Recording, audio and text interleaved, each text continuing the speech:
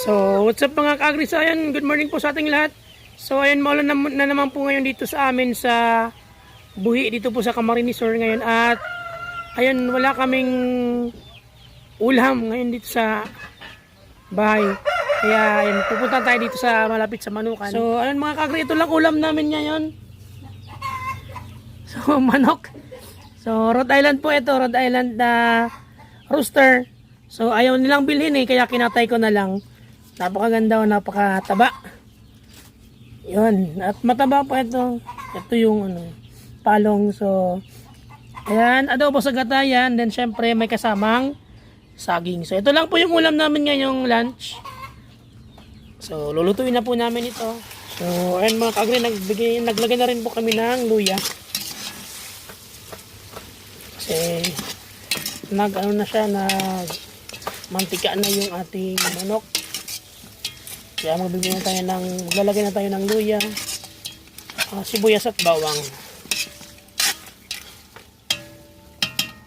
So, ayun mga ka-agri, naglagay na po kami ng gata. Yun, parang napakasarap na. So, ayun mga ka-agri, goods na po ito. So, pwede nang kumain. So, ayun na mga ka-agri, pwede na po tayong kumain. So, ginataang manok. So, ito pa ay heritage chicken. So, Rhode Island Red na rooster. Pinatay po namin. Ayan. So, napakasarap. Pwede na po tayong kumain. So, ayan mga ka-agri. So, kain na po tayo. So, ayan. So, paborito ko may tutong. Lalo sa ginataang manok.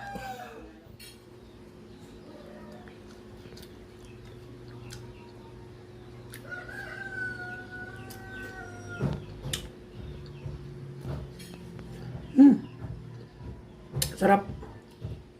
Yeah. So, ayun mga ka-agri, pagkakain, ayun, kumutang ako ulit ng Integra 2000.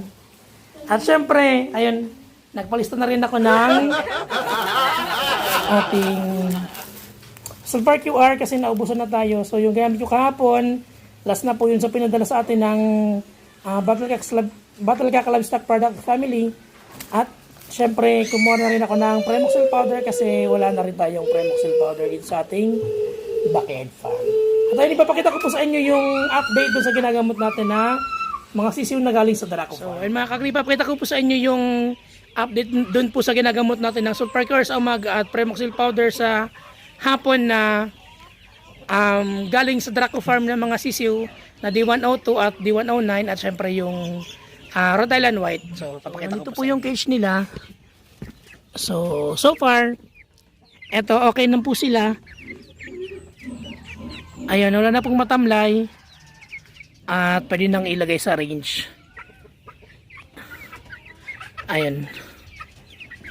Pero nalagasan po ito ng dalawa. Pero okay lang, naagapan natin. Buti na lang. Nagbigay agad ako ng Sulfur QR at Premoxil powder. So ayan, okay na po sila.